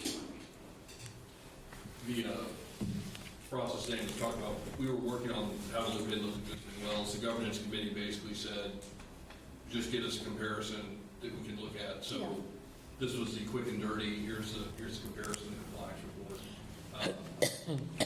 Obviously, you'd be optimal to be able to look at the wells that we have now that don't have water level data. We just didn't have time to develop that methodology. So for right now, this was the quick response. Yes, sir. Yeah, a couple of those graphs you showed where there's a pretty regular rate of decline. Correct. And couldn't you then make a calculation on when you're going to be out of DFC compliance based on the rates? Yeah, that you can look at, that's one, the general manager and I have been talking about this for a while in terms of, okay, how are we going to assess compliance? One of the things I looked at was looking at rates, translating that DFC from 2011 to 2070 into a rate per year, and then trying to look at that. But there are some complications with that, but that's kind of the general sense that I was going towards. One of the issues we had is if you notice the rates of decline, or the total DFCs for the Sparta and the Queen City were 22 and 28 feet over 60 years. So we're only talking about a few inches a year. And that's an increase. The Sparta DFC used to be 5 feet, which is like 0.8 inches a year. I don't know how to tease out 0.8 inches a year on a rate. I mean, that's, right. I can send you out 2 days later and measure, well, it's going to be more than that in a water level change. So, yeah, there's a lot of things to think about. The rate thing is where I was thinking it should be headed, and but this is something that the general manager and the consultant need to work towards and present to the board, and have you guys buy off on it and allow it to be moving forward. Question, when the district takes over a TWDB well, is that just a matter of just calling them up and saying, hey, I'm going to take this over from now on, I'm going to be the one responsible for it? It was the other way around. They sort of showed up and dumped a binder on us and said, that's your problem now. They've got 254 counties across the state that they're trying to do, and they are trying to get as many of the groundwater districts to do that. It's all done. All the TWDB water level wells the district has taken over. There's several dozen of them, and so that's something that happened 6-8 years ago, something like that. So yeah, that process has happened, and those have all been the district's been doing those for years now. And the water level board would love it if all the rest of the groundwater districts would do that. Sure. Because it's just less effort, less time for them to need to go out. I didn't know we could have said that. Yeah. Yeah, I appreciate the water level report, because this, I think, will feed right into the 3-year plan where we obviously need to grow the network and grow the well. It's not, Javier and I were talking about it earlier, is, where are the gaps? What do we need? We need to get a lot more of the outcrop wells. There's obviously some big gaps in some aquifers in the middle of the district. As much as we can get in the Simsboro, but as I said, some of those down dip areas are a couple thousand feet. And you don't just have a well for the heck of it that costs that much there. As much as we can get, especially the shallow down dip, outcrop, wherever we can get more data, the scientists always want more data. So this helps to set a baseline, and now we have a reference point that where we can move forward and correct. That's why it's nice to get this on paper. Right. Kind of, this is a format. And as long as everyone's okay with it, yes, maybe make modifications for next year, but this allows a systematic moving forward. Right. Now we can consistently improve and have a continuous improvement process. And really think about the process of how you're going to assess compliance, because some of the things, it's not quite as easy as you think. There's just a lot of components that need to be considered. All right, I know it's late, so I will sit down. Thank you, Randy.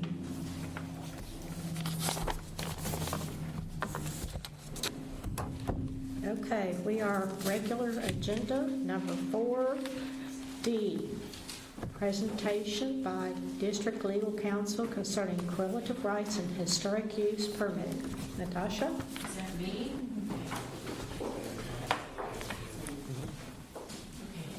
Okay. Given that I'm usually in my pajamas by now. It's not on? How does that? Should be a button there. Yeah. Hello. I don't know that I needed it, but. I do. Okay. So I will try to be brief. President Smith asked me to speak on relative rights and historic use, but we'll just kind of cover high level. There is a handout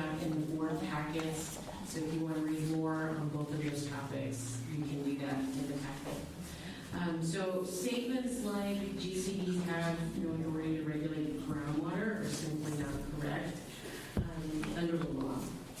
And so GCDs do have clear authority to regulate production, but we'll talk about how that authority is limited under the law. So yes, groundwater is a private property right of the surface owner unless the rights of the surface and the groundwater rights have been severed. GCDs issue permits allowing production of that private property right with reasonable regulations. And so this entire framework is kind of set out in case law, and then the legislature kind of brings in that case law in Chapter 36 to some extent. And so the regulations come in the form typically of permitting and permits.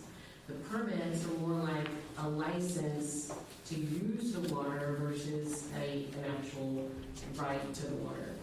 And so 36 gives the district authority to do that groundwater production regulation consistent with the district's obligations coming from the Texas Constitution to protect natural resources. And that also comes from the courts too. So going back to the 1904 East case, the court called for legislative action related to water management and resource protection. So essentially the court was calling for the legislature to come up with a framework to manage groundwater back in 1904. The court said that in the absence of positive authorized legislation, the law recognizes no co-relative rights in respect to underground waters. Several years later, we have Chapter 36 that answers that legislative call and establishes that districts are the preferred method to manage groundwater. So talking about relative rights, setting a correlative rights production limit would essentially be limiting the amount a permanent holder can produce based on some factor like your acreage you control. And I say control because some users may not own the land. So we'll get to that. But it's debatable whether these acre-foot per acre of groundwater production type limits are truly correlative rights. Because of the rule of capture established in the East case, and you all know the rule of capture, provides that absent malice, willful waste, landowners have a right to take all they can pump. And that later case law subjected causing subsidence, also limiting the rule of capture. So with all that said, even with the rule of capture, these acre-foot per acre limits are expressly allowed in 36. But remember, they're allowed, but they're subject to reasonable management. We learned that from the Day case. And that reasonable management can't be regulations that are overreaching. And so 36 does give districts direction on what kind of regulations are reasonable. And so under 36, districts can regulate production by setting production limits on wells. We do that. Limiting the amount of water produced based on acre or tract size. And some folks call that the correlative right. I call it a production limit. And so limiting the amount of water that may be produced from a defined number of acres, or like a well field, assigned to an authorized well site. And then limiting the maximum amount of water that may be produced on the basis of acre feet per acre of gallons per minute per well site per acre. Managed depletion is another one that the statute says that you can regulate by. And then the catch-all is any combination of the other. So you clearly do have the authority to do it, but there are some considerations that in your packet. I'll just kind of go through a few of them. So regulatory tools, including the acre-foot per acre limit, should really be tailored to the conditions in your district. Thinking about your aquifer, thinking about your uses in the district. among several other considerations. So for example, your foot per acre limit might be difficult to implement in a district that wants to basically maintain a certain drawdown or a certain level in the aquifer. But what if recharge is limited? How are you going to do that? And so, also think about your users when setting this up. So we have several municipalities or utilities that they don't outright own land. So if you had a foot per acre rule related to ownership of land, that would really limit them because they don't own large swaths of land. What they do have control over is their certificate of convenience and necessity or their service area. So you'll see some districts relate the reduction limit to how much that utility controls in their service area. I know at least one district, maybe more, that actually carved out portions of the service area based on if there are other regulated wells in that service area. So conceivably the utility is not providing those users service. So it comes back on the acres that they control. So I won't go very far because it's late. Historic use, this kind of leads into historic use. So when a district is usually, kind of being created, they'll set up a protection of historic use prior to creation of the district. And but now, since the district might be considering production limits at a later stage, that historic use protection would essentially be for a range of years prior to adoption of some sort of production limit rule.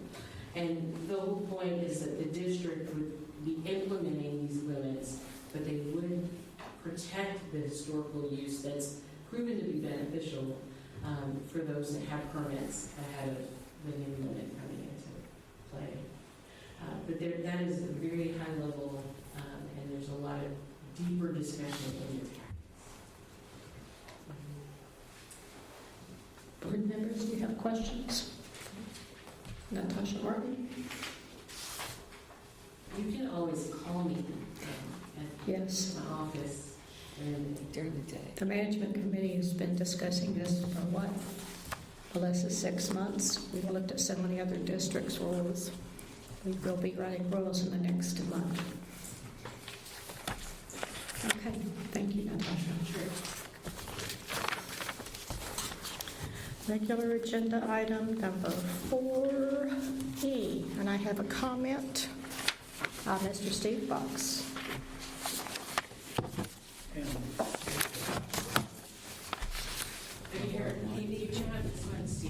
Oh, you got it? Sorry, I have a very weak voice. Me too. And I realized after I tuned that in that I had a comment on F also. And it's too late to say. I'll wait till F to comment. You go ahead and say it because we don't have the mags. We don't have the mags. So. Go ahead. Say what you're going to say. Okay. Well, so with respect to the management plan, I have provided a document at your request that provides some insight or some response from environmental stewardship relative to what we would see as a possible set of information, goals, and management practices that we could appropriately go into the management plan. And I'm providing you with a copy of that today. I haven't provided it earlier. I feel like I provided it in a timely fashion relative to when the request came in, and I indicated we get you something in late September, early October. Well, we actually beat that, so we're a little bit ahead of what that plan was. And I see that there was not a plan sent out today. So it would seem that there is an opportunity here for you to go ahead and consider this for this management plan. And I think that's important that we try to get into this management plan because number one, before we can really start moving forward on anything else with respect to putting the DFC in place for the Colorado River alluvium, we need to have something into the management plan that starts, it's kind of a guiding document as I see it.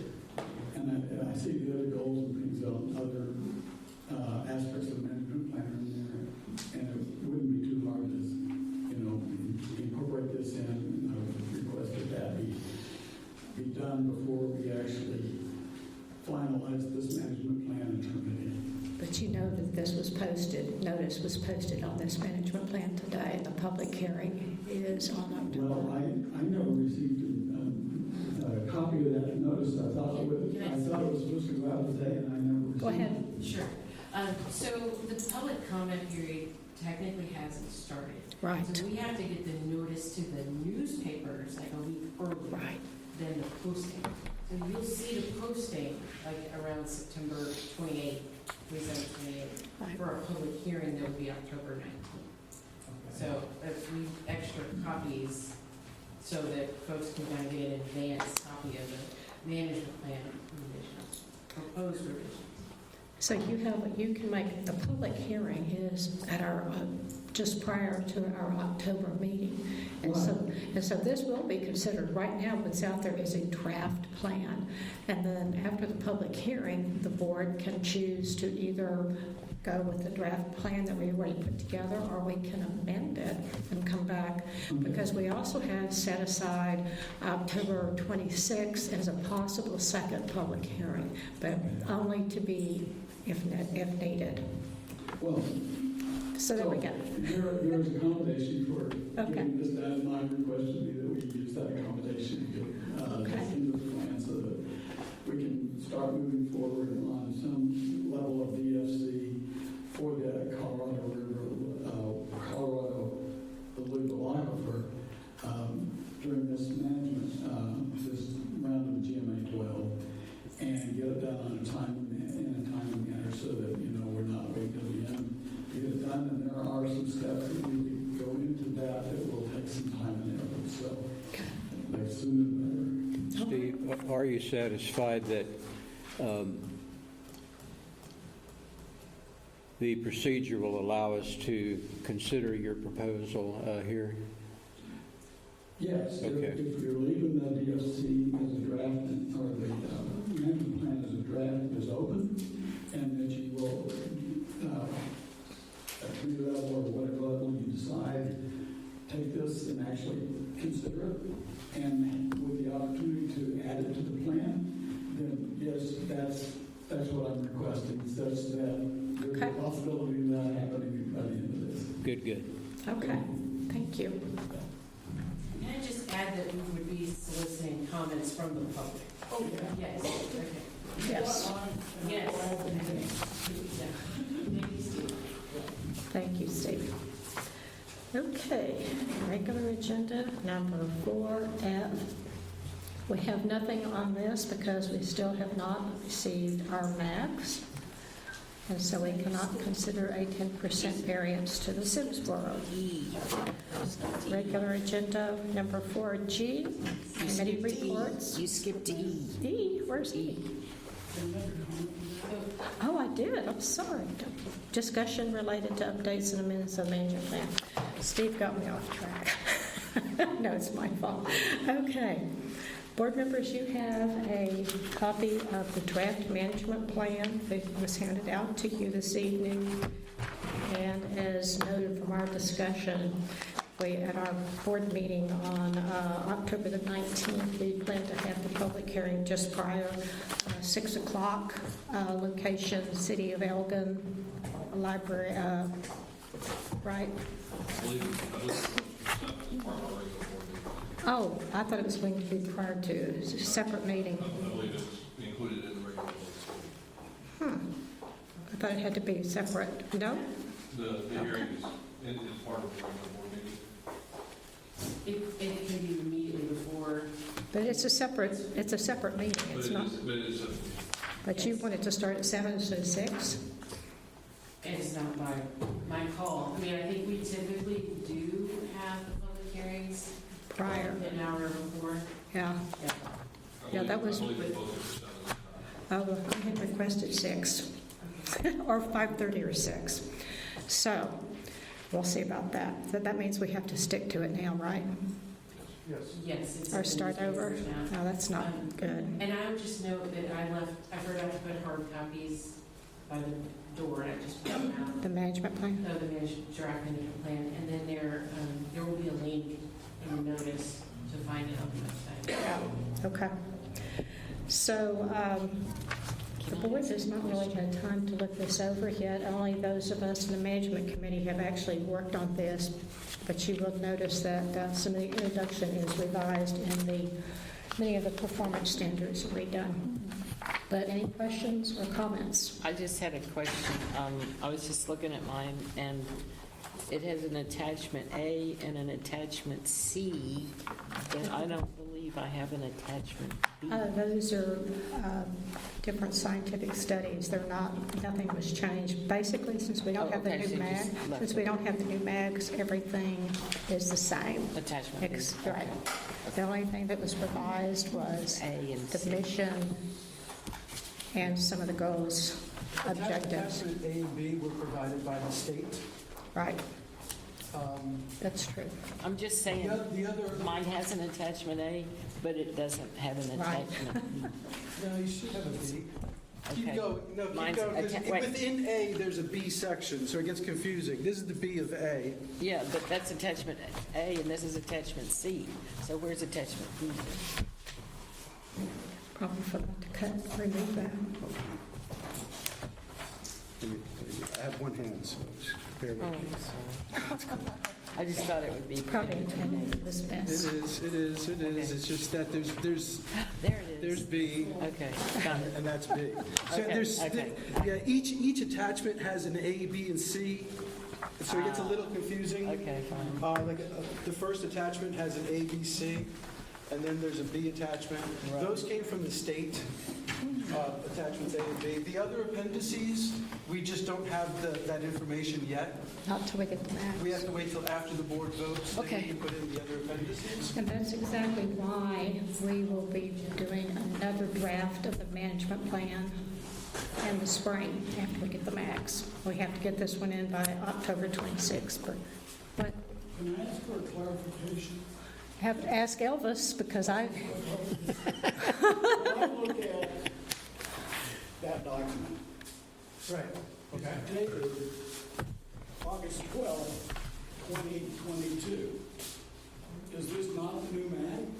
No, no, this is not the new map. they told, the Board of Development Board told us to keep everything the same until we got the new information, so we didn't, This dam run is dated 2022. Correct, but my understanding is that there is no mag values in this GAM run.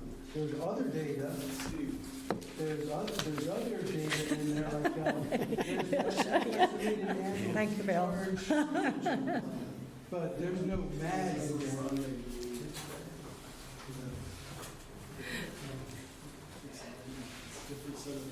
Yeah, it's a different set of data. yeah, it's very confusing trying to insert new information but leave everything else, the old stuff alone. And so that's why we were definitely going to be doing another one in a few months. But they told us we had to have this done by, the 26th of October, so we had to do it. So this has the old mag in it. Yeah. We'll be revising this and sending it back out in the spring. Yeah, once the we get spring. the new mags. So there's going to be yet another opportunity to Right. edit this. Do any other board members have questions? And if you have questions after this meeting, I would refer you to either Melissa, who's the chair of the management committee, or Elvis, who actually put the document together. Okay, if no comments, sorry about that. And I've already covered half by going out of order. I have a question on that. What? if I may.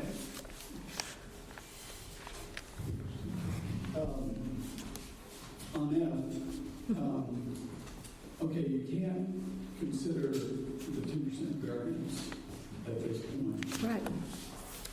But once again, the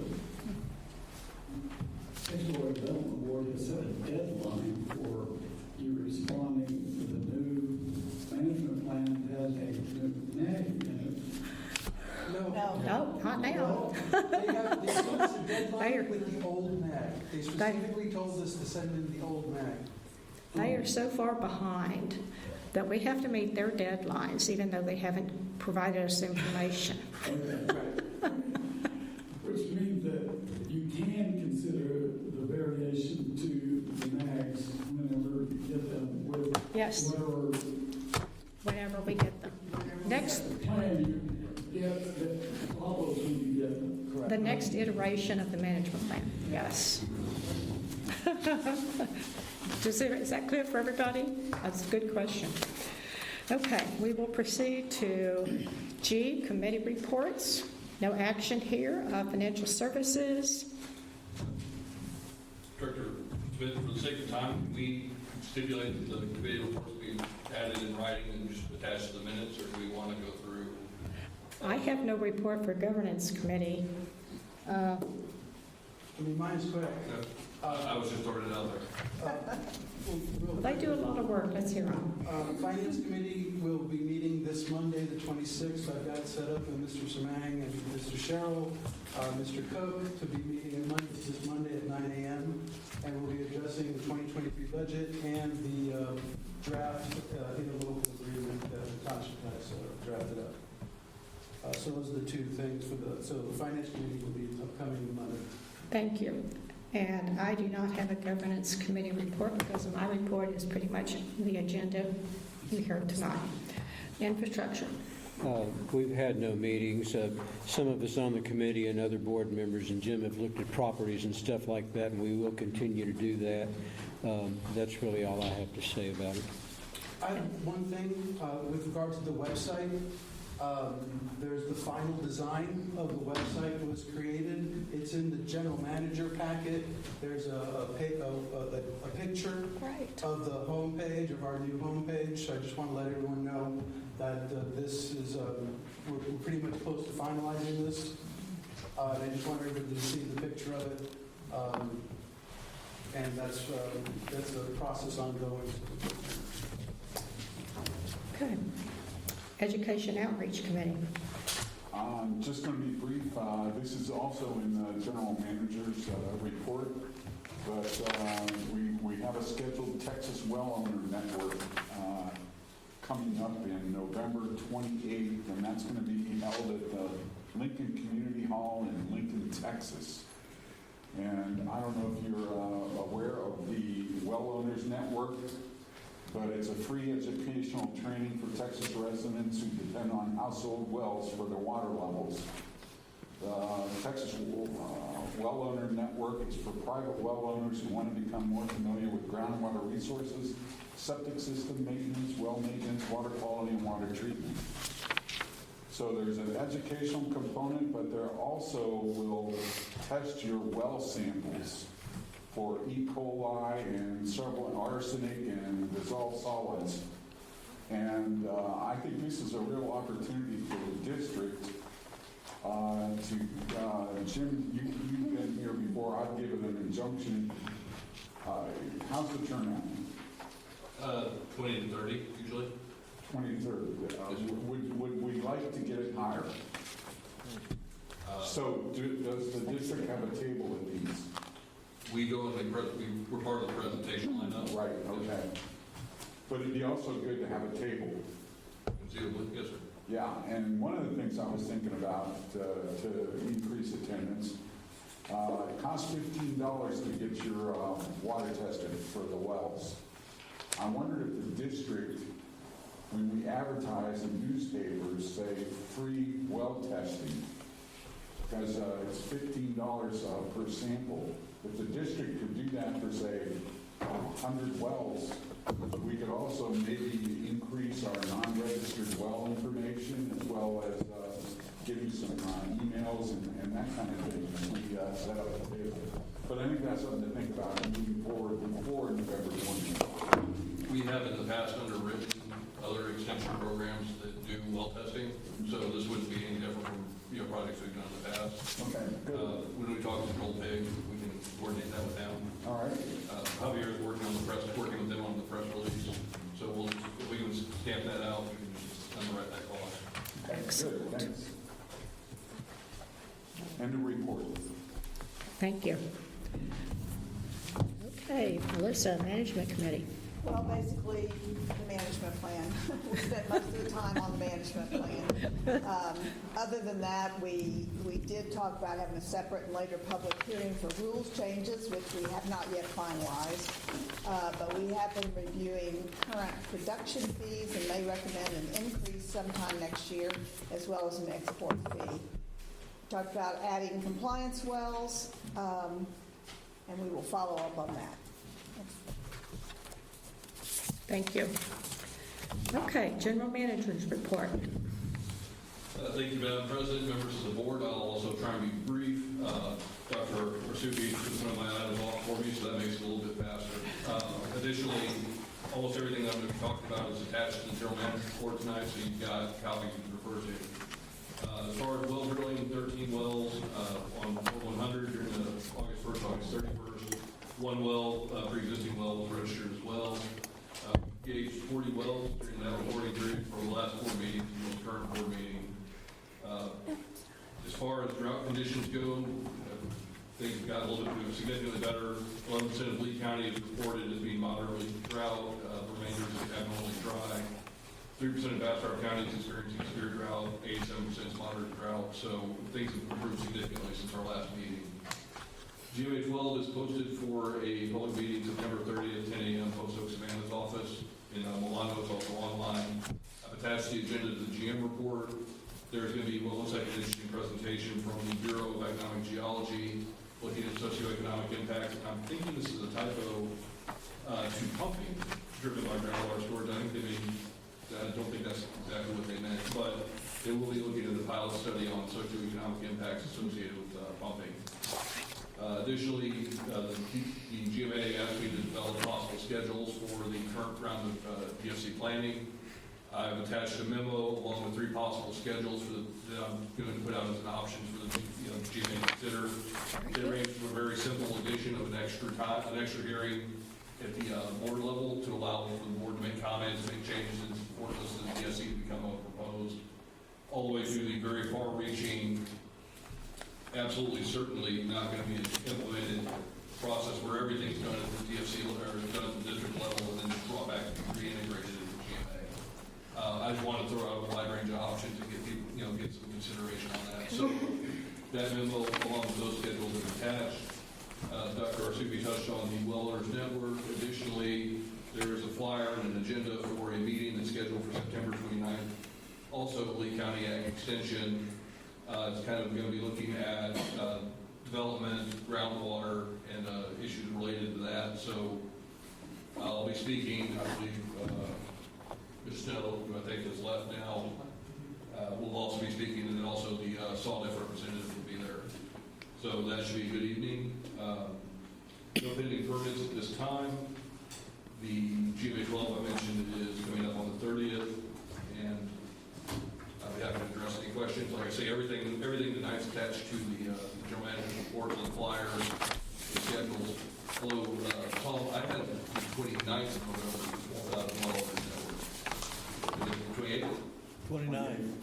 It's on our... It's 29th in our schedule. Well, this is a flyer. Yeah, I may put it on my calendar. Oh, wait a second. Oh, sample drop-off is Okay. the 20th. Okay, there we go. The actual meeting is the 29th. Okay. And we will publicize the sample drop-off dates and locations and all that. Okay. Thank you. Letter I, discussion of Lost Pines Groundwater Conservation District legislation, related legislation, and/or activities. Our lobbyist, Greg Ellis, is not with us this evening, so there's nothing to report. Does anyone have any announcements that we have not already covered? All right. Date and location of our next meeting is October the 19th City of Elgin Council Chambers behind the library in downtown Elgin. Does anyone have anything they would like for future agendas? Also knowing that the governance committee has a Zoom meeting in the first of each month to determine the agenda, so you can always bring it to us that way as well. If not, this meeting stands adjourned at 10:26 p.m. Thank you, and sorry for the length of this. We covered some very important ground. Thank you, Cheryl. My bad.